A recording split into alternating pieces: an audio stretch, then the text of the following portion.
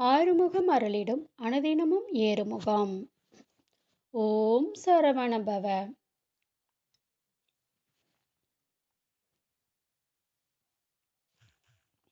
ஆன்மீக அன்பர்கள் அனைவருக்கும் தெய்வீக வணக்கங்கள். இன்னைக்கு நம்ம சேனல்ல பார்க்கக்கூடியது மிகவும் முக்கியமான பதிவு. நாளை சக்தி வாய்ந்த சனி பிரதோஷம். இந்த மார்கழி மாதத்தில் வருகின்ற சனி பிரதோஷம் மிகவும் சக்தி வாய்ந்தது. எப்பேற்பட்ட கஷ்டங்கள் இருந்தாலும் தீரும். கண்டிப்பாக உங்களுக்கு கடன் தொல்லைகளும் அகலும். வாழ்க்கையில துன்பத்துல மட்டும்தான் இருக்கேன் அப்படின்னு சொல்றவங்க தவறாம இந்த சனி பிரதோஷ வழிபாட்டை செய்யுங்க. 5 வருடம் நீங்க பிரதோஷ வழிபாடு செய்த பலனை பெறலாம். அதனால நாளைக்கு எந்த நேரத்தில் எப்படி வழிபாடு செய்ய வேண்டும், எந்த தீபத்தை ஏற்றி வழிபாடு செய்ய வேண்டும், இதை பற்றி ஒரு தெளிவான விளக்கத்தை இந்த பதிவுல பார்க்க போறோம். பதிவை தொடர்ந்து பாருங்க, பயன்பெறுங்க. தெய்வீக எண்ணங்கள் மூலியமாக உங்களுடைய வாழ்க்கையை வளமாக்குங்க.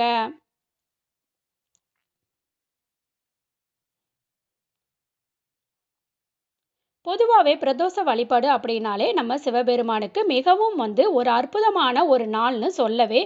இந்த நாளில் சிவபெருமானை வழிபாடு செய்து பலன்கள் கிடைக்கும். ஆனால் சனி பிரதோஷம் அப்படிங்கிறது மிக மிக ஒரு அரிய ஒரு நாளுங்க.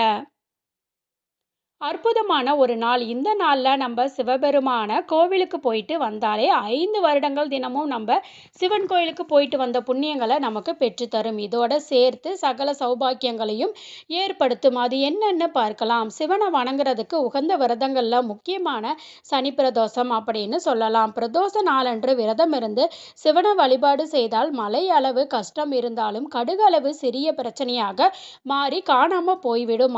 அப்படிப்பட்ட சக்தி வாய்ந்த இந்த சனி பிரதோஷத்தினுடைய சிறப்புகள் தான் இப்ப நம்ம பார்க்க போறோம். இது நாளை சனிக்கிழமை 11/1/2025 இந்த வருடத்தின் முதல் சனி பிரதோஷத்திற்காக பொருட்டு நன்மையை கொடுத்து தீமையை தரக்கூடிய விஷயத்தை அகற்றக்கூடிய சிவபெருமான் இப்படி உலகை காத்த உத்தமரான சிவபெருமானை வழிபாடு செய்வதற்கு உண்டான ஒரு நாளே இந்த பிரதோஷ நாள். 11ஆம் தேதி நம்ம ஏகாதசியை சொல்லுவோம். சிவபெருமான் அன்றைய தினம் விஷம் அருந்தினாரும் என்றும் 12ஆம் தேதி திதியாக இது காட்சி அளித்தார். 13ஆம் தேதி இந்த திரையோதசி அன்று மாலை பிரதோஷ காலத்துல நடனமாடி தரிசனம் கொடுத்தார் அப்படிங்கிறது தான் ஐதீகம். சிவபெருமான் சனிக்கிழமை தினத்தன்று விஷம் அருந்தினார். அதனால சனிக்கிழமையில வரக்கூடிய பிரதோஷம் மிகவும் விசேஷமான பிரதோஷம். நாம செய்த கர்ம வினைகள் இருந்தால் எதுவாக இருந்தாலும் சரி, 7.5 சனி, அஷ்டம சனி, கண்டக சனி மாதிரியான நமக்கு கெடுபலன்கள் நமக்கு ஏதாவது இருந்துகிட்டே இருந்ததுன்னா நாம் இந்த சனி பிரதோஷ வழிபாட்டை செய்தால் சனி பகவானின் கோபம் கண்டிப்பாக தீரும். சிவனை வணங்குபவர்களை சனி பகவான் எப்போதும் பிரச்சனைகள்ல இருந்து விலக்கி வைப்பார். பிரச்சனை கொடுக்க மாட்டார். இதுதான் நிதர்சனமான உண்மை. அதனால நாளைக்கு தவறாம அனைவரும் மாலை நேரம் 4:30 மணியிலிருந்து 6 மணி வரைக்கும் இருக்கிற பிரதோஷ வேளையில சிவன் கோவிலுக்கு போயிட்டு வாங்க. இந்த ஒரு இலையை கண்டால் விட்டு விடாதீங்க. இது உங்களுக்கு கோடி பாவங்களையும் தீர்க்கக்கூடிய ஒரு இலைதாங்க. வில்வ இலை. சிவன் கோவில்ல பிரதோஷ தினத்தன்று பார்வதியுடன் இருக்கக்கூடிய சிவபெருமான் ரிஷப வாகனத்துல 3 முறை ஆலயத்தை வலம் வருவதை பார்க்கலாம். முதல் சுற்றில் வேத பாராயண பாடப்படும். 2வது சுற்றில் திருமுறை பாராயணம் பாடப்படும். 3வது சுற்றில் நாதசுரை இன்னிசை பாடப்படும். மாதிரி சிவபெருமானுக்கு சேர்ந்து 3 சுற்றுகள் கோவிலை சுற்றி 3 பாராயணங்களை கேட்டு வருவதன் மூலமாக கோடான கோடி புண்ணியங்களை நம்மளை வந்தடையும் அப்படிங்கிறது நம்பிக்கை. பிரதோஷம் நாளில் சிவனுக்கு அபிஷேக பூஜைகள் நடைபெறும். அதுல முக்கியமா சிவபெருமான் அபிஷேக பிரியர். அதனால பூஜைக்கு தேவைப்படக்கூடிய மங்களகரமான பொருட்களை நாளைக்கு வாங்கி கொடுங்க. சந்தனம், குங்குமம், மஞ்சள், திருநீர், பன்னீர், பால், தேன், பழம் இந்த மாதிரி பொருட்களை வாங்கி கொடுக்கறது மூலமா நம்ம செய்த பாவங்கள் அனைத்துமே விட்டு விலகி நல்ல பலன்கள் நமக்கு கிடைக்க ஆரம்பிக்கும். காலையில் எழுந்த உடனேயே குளித்துவிட்டு திருநீர் பொட்டு வைத்து சிவநாமத்தை நமச்சிவாயா என்ற நாமத்தை சொல்லி சிவபெருமானை வணங்கிவிட்டு அன்று முதல் மாலை வரைக்கும் உணவை தவிர்த்து பிரதோஷ விரத காலத்தில் பால் பழம் சாப்பிட்டு விரதம் இருக்கலாம். உங்களுடைய உடல் நிலத்தை பொறுத்து இது இருங்க. இது மாதிரி 11 பிரதோஷம் நீங்க விரதம் இருந்து வந்தால் உங்களுடைய பிரச்சனை அனைத்தும் தீர்ந்து வரும்.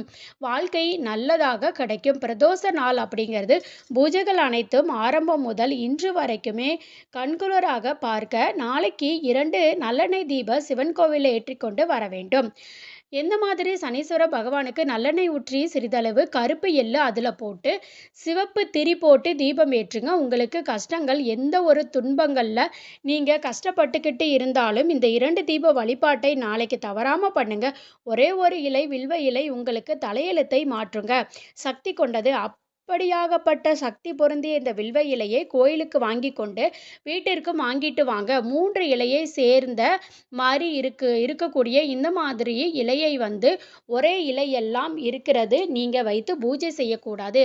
அதே மாதிரி வீட்டில் சிவபெருமானுடைய படம் இருந்தாலும் லிங்கம் இருந்தாலும் ருத்ராஜம் இருந்தாலும் அபிஷேகம் பண்ணுங்க, அலங்காரம் பண்ணிக்கோங்க. வீட்டில் சிவாய நம அப்படிங்கிற நாமத்தை உரக்க ஒலிக்க செய்யுங்க. இப்படி நீங்கள் செய்யும் பொழுது உங்களுடைய சிவபெருமானுடைய ஆசீர்வாதம் உங்களுக்கு கிடைக்கப்பெறும். எல்லா வளங்களும் கிடைக்கப்பெற்று எப்பொழுதும் நிம்மதியான சந்தோஷமான கடன் இல்லாத வாழ்க்கையை வாழ்வீர்கள். மார்கழி மாதத்தில் நம்ம திருவெண்பாவை தினந்தோறும் வந்து படிக்க வேண்டும். வீட்டிலேயே ஒலிக்கவும் செய்யலாம். நாளைக்கு இந்த பிரதோஷ தினம் திருவெம்பாவை 27வது நாளில் வருதுங்க.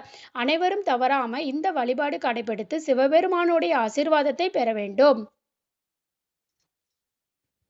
அது மட்டும் இல்லாமல் நாளைக்கு உங்களால் வந்து சிவபெருமான் கோவிலுக்கு நீங்கள் போகிறீங்க அப்படின்னா கோயிலுக்கு போகிறதுக்கு முன்னாடி நீங்கள் ஒரு 1/2 மணி நேரம் 1 மணி நேரத்துக்கு முன்னாடியே பச்சரிசியை நல்லா கழுவி தண்ணியை வடிகட்டிடுங்க. ஒரு 1/2 மணி நேரம் ஊற வச்சா கூட போதுங்க. நீங்கள் ஒரு 1/2 மணி நேரம் நல்ல தண்ணியில் ஊற வச்சு அதுக்கப்புறம் தண்ணியை வடிகட்டி தேங்காய் பூ வந்து திருவனதை அதில் போட்டு நாட்டு சக்கரை அதில் போட்டு 2 ஏலக்காய் தட்டி அதில் போட்டு நல்லா கலந்து இதை நீங்கள் சிவன் கோவிலுக்கு போகும்போது அங்கே அபிஷேகம் நடக்கும் இல்லைங்களா நந்திக்கிட்ட, அங்கே வந்து இதை வச்சுருங்க. வச்சுட்டு மனதார வேண்டிக்கிங்க. உங்களுடைய பிரார்த்தனை என்னங்கிறத மனதார வேண்டிக்கோங்க. வேண்டிக்கிட்டு அந்த இதெல்லாமே வந்து பூஜை எல்லாமே முடிஞ்சதுக்கப்புறம் அந்த பச்சரிசி இருக்குது பார்த்தீங்களா, அந்த வெல்லம் அந்த நாட்டு சக்கரை கலந்த பச்சரிசி அதை எடுத்து அங்கே வந்திருக்கக்கூடிய பக்தர்கள் அனைவருக்குமே வந்து விநியோகம் பண்ணுங்க. அப்படி பண்ணுறது மூலிமா உங்கள் வாழ்க்கையில் இருக்கக்கூடிய கடன் பிரச்சனை, மனவேதனை, குடும்ப பிரச்சனை எல்லாமே படிப்படியாக குறையுங்க. ஒருவேளை என்னால் வந்து கோவிலுக்கு போக முடியாதுங்க, நான் வீட்டிலையே இருந்து என்ன பண்ணலாம் அப்படின்னு கேட்டிங்கன்னா அதுக்கானதும் இருக்குங்க. வீட்டிலையே இருந்து நீங்கள் வந்து பச்சரிசி என்ன பண்ணுங்க அப்படின்னா நல்லா வந்து மிக்சியில் போட்டு அடித்து எடுத்துக்கோங்க. அதில் நாட்டு சக்கரை கலந்துக்கோங்க. கலந்து 2யுமே என்ன பண்ணுங்கன்னா உங்கள் வீட்டு பக்கத்தில் ஏதாவது கோவில் பிள்ளையார் கோவில் அந்த மாதிரி இருந்துச்சுன்னா அரச மரம் இருக்கும், இல்லைன்னா வேப்ப மரம் இருக்கும். கண்டிப்பாக வந்து கோவில்களே அந்த நீங்கள் பக்கத்தில் இல்லைன்னா கூட கண்டிப்பாக உங்கள் வீட்டு பக்கத்தில் வேப்ப மரம் அப்படிங்கிறது கண்டிப்பாக இருக்கும். அந்த வேப்ப மரத்தை சுற்றியுமே இப்போ நீங்கள் அந்த அரைச்சிங்க பார்த்தீங்களா பச்சரிசியையும் நாட்டு சக்கரையும் அதை வந்து அதை 2யுமே வந்து ஃபுல்லாக வந்து தூவி விட்டுருங்க. மரத்தை சுற்றி கீழே வந்து மணல் அப்படியே தூவி விட்டுருங்க. இது வந்து நிறைய எறும்புகள் வந்து சாப்பிடும். அப்படி சாப்பிட்றது மூலிமா உங்களுக்கு வந்து சிவபெருமானுடைய அருள் கண்டிப்பாக கிடைக்கும். நீங்கள் வந்து அந்த ஒவ்வொரு எறும்புகள் சாப்பிட்றதும் ஒவ்வொருத்தருக்கு நீங்கள் அன்னதானம் பண்ணதுக்கான பலன்கள் நாளைக்கு கிடைக்குங்க. கண்டிப்பாக இதே மாதிரி செஞ்சு பாருங்க. ஆறுமுகம் அருளிடும் அனுதினமும் ஏறுமுகம். இந்த பதிவு உங்களுக்கு பயனுள்ளதாக இருந்துச்சுன்னா வீடியோவை லைக் பண்ணிக்கிங்க. மறக்காமல் கமெண்ட் பண்ணுங்கள். சேனலை சப்ஸ்கிரைப் பண்ணிக்கோங்க. நன்றி.